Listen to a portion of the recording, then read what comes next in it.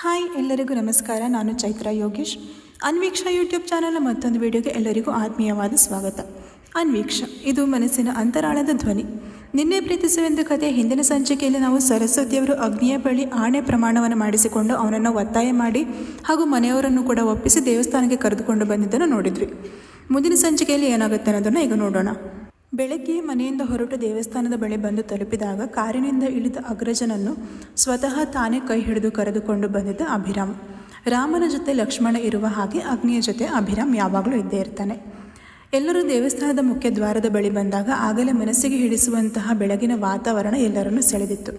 ಅಗ್ನಿಯ ಮನಸ್ಸು ಕೂಡ ಪ್ರಕೃತಿಯನ್ನು ನೋಡಿ ಶಾಂತವಾಗಿತ್ತು. ಮನೆಯವರೆಲ್ಲರ ಜೊತೆಗೆ ಅಗ್ನಿ ಆ ದೇವಸ್ಥಾನದ ಒಳಗೆ ಪ್ರವೇಶ ಮಾಡುವುದಕ್ಕೂ ಇತ್ತ ಗರ್ಭಗುಡಿಯ ಒಳಗೆ ಘಂಟಾನಾದ ಕೇಳಿಸುವುದಕ್ಕೂ ಸರಿಯಾಗಿತ್ತು.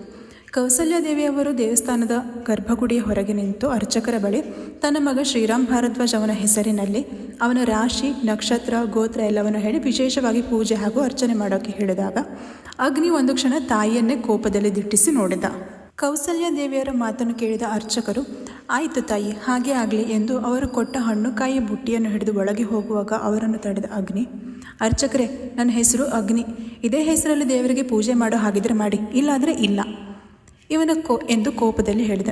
ಇವನ ಕೋಪದ ಮಾತಿಗೆ ಒಳಗೆ ಗರ್ಭಗುಡಿಯ ಒಳಗೆ ಶಾಂತವಾಗಿ ಕುಳಿತಿದ್ದ ಪಾರ್ವತಿ ದೇವಿಯ ಮುಖದಲ್ಲಿ ಒಂದು ಸುಂದರ ಮುಗುಳು ನಗು ಮೂಡಿದ ಹಾಗೆ ಆಗಿತ್ತು. ಯಾತಕ್ಕಾಗಿ ತಾಯಿ ಆ ನಗು? ಕಾರಣ ಅವಳೇ ಬಲ್ಲಳು. ಅಗ್ನಿಯ ಕೋಪದ ಮಾತಿಗೆ ಸುಮ್ಮನೆ ತಲೆಯಾಡಿಸಿದ ಅರ್ಚಕರು ಅವನು ಹೇಳಿದಂತೆ ಪೂಜೆ ಮಾಡಿ ಮಂಗಳಾರತಿ ತೆಗೆದುಕೊಂಡು ಬಂದು ಎಲ್ಲರಿಗೂ ಕೊಟ್ಟರು. ಕೊನೆಯಲ್ಲಿ ಅಗ್ನಿಗೆ ಆರತಿ ಕೊಡುತ್ತಾ, ನೋಡಪ್ಪ, ತಾಯಿಯ ಬಳಿ ಬಂದು ಹೀಗೆಲ್ಲ ಸಿಟ್ಟು ಸೆಡುವು ಮಾಡಬಾರ್ದು, ಒಳ್ಳೆಯದಲ್ಲ ಅದು. ನಿನ್ನ ಈ ಕೋಪನ ಸ್ವಲ್ಪ ಕಡಿಮೆ ಮಾಡ್ಕೊ, ಎಲ್ಲ ಒಳ್ಳೆಯದಾಗುತ್ತೆ. ಇಲ್ಲ ಅಂದರೆ ನಿನ್ನ ಈ ಕೋಪದಿಂದಲೇ ನೀನು ಮುಂದಿನ ನಿನ್ನ ಜೀವನದಲ್ಲಿ ನಿನಗೆ ಬೇಕಾದ ಮುಖ್ಯವಾದ ವ್ಯಕ್ತಿಯನ್ನು ಕಳೆದುಕೊಳ್ಳೋ ಸಂದರ್ಭ ಬಂದರೂ ಬರಬಹುದು. ಅರ್ಚಕರು ಮಾರ್ಮಿಕವಾಗಿ ಹೇಳಿ ಆರತಿ ತಟ್ಟೆಯನ್ನು ತಗೊಂಡು ಒಳಗೆ ಹೋದರು. ಅರ್ಚಕರ ಮಾತಿಗೆ ಇನ್ನಷ್ಟು ಕೋಪ ಮಾಡಿಕೊಳ್ಳುವ ಅಗ್ನಿ ತನ್ನ ತಮ್ಮ ಅಭಿರಾಮ್ ಬಳಿ, ಅಭಿ, ಮೊದಲು ನನ್ನನ್ನು ಇಲ್ಲಿಂದ ಕರ್ಕೊಂಡು ಹೋಗು, ಇರಿಟೇಷನ್ ಆಗ್ತಾ ಇದೆ ನನಗೆ ಎಂದು ಅಸಮಾಧಾನದಲ್ಲಿ ಮುಖ ಕಿವುಚಿ ಹೇಳಿದ್ದ. ಅಭಿರಾಮ್ ಅಗ್ನಿಯ ಮಾತಿಗೆ ಒಪ್ಪಿದ. ತನ್ನ ಅಗ್ರಜನ ಮಾತಿಗೆ ಒಪ್ಪಿದ ಅನ್ನೋದಕ್ಕಿಂತ ತನ್ನ ಅಗ್ರಜನಿಗೆ ಈ ದೇವರು, ಪೂಜೆ, ಪುನಸ್ಕಾರ, ದೇವಸ್ಥಾನ ಇವುಗಳೆಲ್ಲ ನಂಬಿಕೆ ಇಲ್ಲ ಅನ್ನೋದು ಅಭಿಗೆ ಚೆನ್ನಾಗಿ ತಿಳಿದ ವಿಷಯವಾಗಿತ್ತು. ಹಾಗಾಗಿ ಇಷ್ಟು ಹೊತ್ತೇ ತನ್ನ ಅಗ್ರಜ ದೇವಸ್ಥಾನದಲ್ಲಿ ಇದ್ದಿದ್ದೇ ದೊಡ್ಡ ವಿಷಯ ಎಂದು ತಿಳಿದು ತನ್ನ ಅಗ್ರಜ ಹೇಳ್ತಾ ಇದ್ದ ಹಾಗೆ ಅವನನ್ನು ಹೊರಗೆ ಕರ್ಕೊಂಡು ಬಂದಿದ್ದ ಅಭಿ. ಅಸಮಾಧಾನದಲ್ಲೇ ಅಭಿ ಮತ್ತು ಅಗ್ನಿ ಇಬ್ಬರು ದೇವಸ್ಥಾನದಿಂದ ಹೊರಗೆ ಬಂದು ಪ್ರಾಂಗಣದಲ್ಲಿ ನಿಂತಿದ್ರು. ಅಗ್ನಿಗೆ ಪ್ರಾಂಗಣದಲ್ಲಿ ಬಂದು ನಿಂತಾಗ ಯಾರೋ ಅವನ ಕಾಲನ್ನು ಸ್ಪರ್ಶ ಮಾಡಿದ ಅನುಭವ ಆಗಿತ್ತು. ಹಾಗೆ ಕೆಳಗೆ ಬಗ್ಗೆ ನೋಡಿದಾಗ ಯಾವುದೋ ಹುಡುಗಿ ಭಕ್ತಿಯಿಂದ ದೇವರಿಗೆ ನಮಸ್ಕರಿಸುತ್ತಿದ್ದ ಹಾಗೆ ಕಂಡಿತ್ತು ಅವನಿಗೆ. ಎರಡೂ ಕೈಗಳನ್ನು ಜೋಡಿಸಿ ಸಾಷ್ಟಾಂಗ ನಮಸ್ಕಾರ ಮಾಡುತ್ತಿದ್ದ ಆ ಹುಡುಗಿಯ ಕೈಗಳು ಅಗ್ನಿಯ ಪಾದಸ್ಪರ್ಶ ಮಾಡುತ್ತಿದ್ದವು. ಆಕೆಗೂ ತಿಳಿದಿಲ್ಲ ತಾನು ಯಾರದ್ದು ಪಾದಸ್ಪರ್ಶ ಮಾಡುತ್ತಿದ್ದೇನೆ ಎಂದು.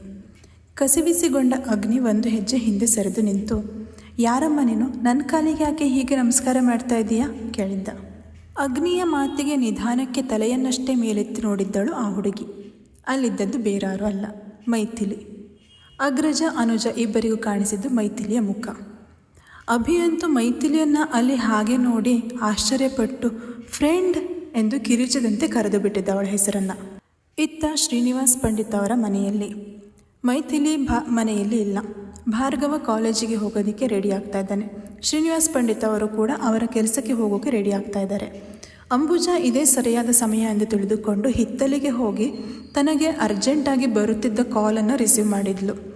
ಆ ಕಡೆಯಿಂದ ಯಾರದ್ದು ಮಾತು ಕೇಳಿ ಬರ್ತಾ ಇತ್ತು. ಹಲೋ ಅಂಬುಜಾ, ನಾನು ಹೇಳಿದ ವಿಚಾರ ಏನು ಮಾಡಿದೆ? ನಿನ್ನ ಗಂಡನ ಜೊತೆ ಮಾತಾಡಿದ್ಯಾ? ಇನ್ನು ಎಷ್ಟು ದಿನ ಅಂತ ನಾವು ಕಾಯೋದು? ನೋಡು, ಇನ್ನು ಕೇವಲ 6 ತಿಂಗಳು ನಮಗೆ ಸಮಯ ಇರೋದು. ಅಷ್ಟರ ಒಳಗೆ ಇದೊಂದು ಕೆಲಸ ಆಗೋದ್ರೆ ಎಲ್ಲರಿಗೂ ನೆಮ್ಮದಿ ಕಣಮ್ಮ. ಅಂಬುಜಾ ಒಂದೇ ಸಮನೆ ಬರುತ್ತಿದ್ದ ಕಾಲನ್ನು ರಿಸೀವ್ ಮಾಡಿ ಹಲೋ ಎನ್ನುವುದಕ್ಕೂ ಮುಂಚೆಯೇ ಆ ಕಡೆ ಇದ್ದ ವ್ಯಕ್ತಿ ಇತ್ತ ಒಂದೇ ಸಮನೆ ಮಾತನಾಡಿದ್ದ. ಆ ವ್ಯಕ್ತಿಯ ಮಾತಿಗೆ ಹಣೆ ಚಚ್ಚಿಕೊಂಡ ಅಂಬುಜಾ, ಇಲ್ಲ, ನಾನಿನ್ನು ನಮ್ಮವ್ರ ಜೊತೆ ಮಾತಾಡಲಿಲ್ಲ, ನನಗೆ ಇನ್ನೂ ಸ್ವಲ್ಪ ಸಮಯ ಬೇಕು. ಅಂಬುಜಾ ಸಮಾಧಾನವಾಗಿ ಉತ್ತರಿಸಿದ್ಲು ಆ ವ್ಯಕ್ತಿಗೆ. ಅಷ್ಟರಲ್ಲೇ ಆ ವ್ಯಕ್ತಿಯ ಜೊತೆಗಿದ್ದ ಇನ್ನೊಬ್ಬ ವ್ಯಕ್ತಿ ಫೋನ್ ಕಸಿದುಕೊಂಡು, ಏಯ್, ಇನ್ನೆಷ್ಟು ದಿನ ಟೈಮ್ ಬೇಕು ನಿನಗೆ? ನೋಡು, ನನಗೆ ನೀನು ಹೇಳೋವರೆಗೆಲ್ಲ ಕಾಯೋಕ್ಕಾಗಲ್ಲ, ಅದು ಸಾಧ್ಯವೂ ಇಲ್ಲ ನನ್ನಿಂದ. ನೋಡು, ಆದಷ್ಟು ಬೇಗ ನಾನು ಹೇಳಿದ ಕೆಲಸ ಮಾಡಿ ಮುಗಿಸಿ ನನಗೆ ಫೋನ್ ಮಾಡು, ಅಂಬುಜಾಗೆ ದಬಾಯಿಸಿದ್ದ ಆ ವ್ಯಕ್ತಿ. ಮತ್ತೊಬ್ಬ ವ್ಯಕ್ತಿಯ ಮಾತಿನಿಂದ ಅಂಬುಜಾಗೂ ಕೂಡ ಸಿಟ್ಟು ಹೊತ್ತಿತು. ಏಯ್ ಎಂದು ಅವನಿಗೂ ಕೂಡ ಇವಳು ಜೋರು ಧ್ವನಿಯಲ್ಲಿ ಮಾತಾಡಿದ್ಳು. ಮೊದಲೇ ಮಾತನಾಡಿದ ವ್ಯಕ್ತಿ ಅಂಬುಜಾ ಧ್ವನಿಗೆ ಇನ್ನೊಬ್ಬ ವ್ಯಕ್ತಿಯ ಕಡೆಯಿಂದ ಫೋನ್ ಕಸಿದುಕೊಂಡು ಸಮಾಧಾನ ಮಾಡುತ್ತಾ, ನೋಡಮ್ಮ ಅಂಬುಜಾ, ಈ ಕೆಲಸ ನಿನಗೆ ಕಷ್ಟ ಏನೂ ಆಗಲ್ಲ. ಒಂದು ಸಲ ನಿನ್ನ ಗಂಡನ ಜೊತೆ ಮಾತಾಡಿ ನೋಡು. ಆದಷ್ಟು ಬೇಗ ನಿಮ್ಮ ನಿರ್ಧಾರವನ್ನು ತಿಳಿಸಿ. ತಡ ಆದರೆ ಕಷ್ಟ ಆಗುತ್ತೆ. ಹಾಗಾಗಿ ಆದಷ್ಟು ಬೇಗ ಕೆಲಸ ಆದರೆ ಒಳ್ಳೆಯದು ಎಂದು ಸಮಾಧಾನದಿಂದ ನುಡಿದಿದ್ದ ಆ ವ್ಯಕ್ತಿ. ಆದರೆ ಅಂಬುಜಾಗೆ ಈಗಾಗಲೇ ಮತ್ತೊಬ್ಬ ವ್ಯಕ್ತಿ ತನಗೆ ವಿನಾಕಾರಣ ಗದರಿದ್ದಕ್ಕೆ ಕೋಪವಿತ್ತಲ್ಲ. ಹಾಗಾಗಿ ಆ ಕೋಪವನ್ನು ತೀರಿಸಿಕೊಳ್ಳೋ ಹಾಗೆ, ನೋಡೋಣ ಅವನನ್ನು, ನನಗೆ ಈ ಅಂಬುಜಾಗೆ ಹೇಗೆ ಬೆದರಿಕೆ ಹಾಕ್ತಾನೆ ಅಂತ. ಎಷ್ಟು ಧೈರ್ಯ ಇರಬೇಡ ಅವನಿಗೆ. ನನ್ನನ್ನು ಏನು ಅವ್ರ ಮನೆ ಕೆಲಸದ ಆಳು ಅಂತ ತಿಳಿದಿದ್ದಾನೆ ಹೇಗೆ ಆ ಮುದುಕಪ್ಪ. ಊರು ಹೋಗೋ ಅನ್ನುತ್ತೆ, ಕಾಡು ಬಾ ಅನ್ನತ್ತೆ. ಹಾಗೆ ವಯಸ್ಸಾದರೂ ಅವನು ಇಂಥ ಚಪಲಕ್ಕೇನೂ ಕಡಿಮೆ ಇಲ್ಲ. ಅಂಥ ಮನುಷ್ಯ ನನಗೆ ಬೆದರಿಸಿ ಮಾತಾಡಿದರೆ ಅವನು ಸತ್ರು ಅವನು ನನಗೆ ಹೇಳಿದ ಕೆಲಸ ನಾನು ಮಾಡಲ್ಲ ಅಂತ ಹೇಳೋಣ ಆ ಮುದುಕಪ್ಪನಿಗೆ ಎಂದ ಅಂಬುಜಾ ಆ ವ್ಯಕ್ತಿ ಅವಳಿಗೆ ಬೈದಿದ್ದಕ್ಕೆ ಕೋಪ ಮಾಡಿಕೊಂಡು ಬುಸುಗುಡುತ್ತಿದ್ದಳು. ವಾಸ್ತವದಲ್ಲಿ ಅವಳಿಗೆ ಬೈದಂತಹ ವ್ಯಕ್ತಿ ಮುದುಕನೋ ಯುವಕನೋ ಅವಳಿಗೂ ಸ್ವತಃ ತಿಳಿದಿಲ್ಲ. ಈ ಇಬ್ಬರು ವ್ಯಕ್ತಿಗಳು ಅವಳಿಗೆ ಅನಾಮಿಕರು, ಜೊತೆಗೆ ನಿಗೂಢರು ಕೂಡ. ಅಂಬುಜಾಗೆ ಅವರಿಬ್ಬರ ನಿಜವಾದ ಹೆಸರು ಕೂಡ ಗೊತ್ತಿಲ್ಲ. ಅವರು ಹೇಳಿದ ಆ ಒಂದು ಕೆಲಸವನ್ನು ಮಾಡಿಕೊಡೋದು ಮಾತ್ರ ಅಂಬುಜಾ ಕೆಲಸವಾಗಿತ್ತು.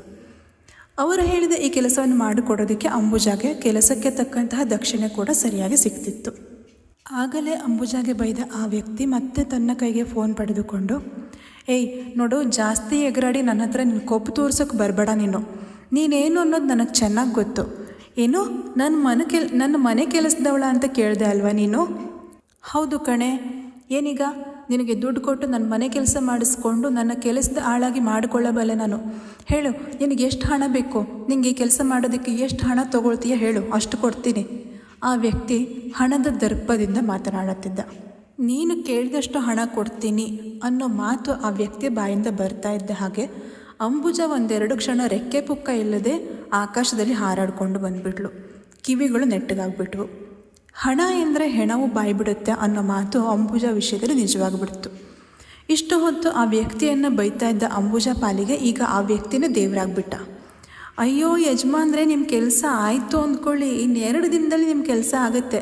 ನನ್ನ ಅಕೌಂಟಿಗೆ ಜಾಸ್ತಿ ಎಲ್ಲ ಏನೂ ಬೇಡ, ಒಂದು 50,000 ಹಾಕಿಬಿಡಿ ಸಾಕು, ನಿಮ್ಮ ಕೆಲಸ ಆಗಿಬಿಡುತ್ತೆ. ತಲೆ ಕೆರೆದುಕೊಂಡು ಪೆಕ್ಕರಾಗಿ ನಗುತ್ತಾ ಹೇಳಿದ್ಲು ಅಂಬುಜಾ. ಬರೀ 50,000 ಏನು, 1,00,000 ಕೊಡ್ತೀನಿ. ನೀನು ಆದಷ್ಟು ಬೇಗ ನನ್ನ ಕೆಲಸವನ್ನು ಮಾಡಿ ಮುಗಿಸ್ಬೇಕು ಅಷ್ಟೆ. ಆತ ಇಷ್ಟನ್ನು ಮಾತ್ರವೇ ಹೇಳಿ ಕಾಲ್ ಕಟ್ ಮಾಡಿಬಿಟ್ಟ. ನಂತರ ಇಬ್ಬರು ಅಕ್ಕಪಕ್ಕದಲ್ಲಿ ನಿಂತಿರುವ ವ್ಯಕ್ತಿಗಳು ಒಬ್ಬರು ನೋಡಿ ಕೆನ್ನೆ ಸವರಿಕೊಂಡು ವಿಕೃತವಾಗಿ ನಕ್ಕಿದ್ದರು. ಅದರಲ್ಲಿ ಒಬ್ಬ ಸುಮಾರು 60 ವರ್ಷ ವಯಸ್ಸಿನವ, ಇನ್ನೊಬ್ಬ ಯುವಕ.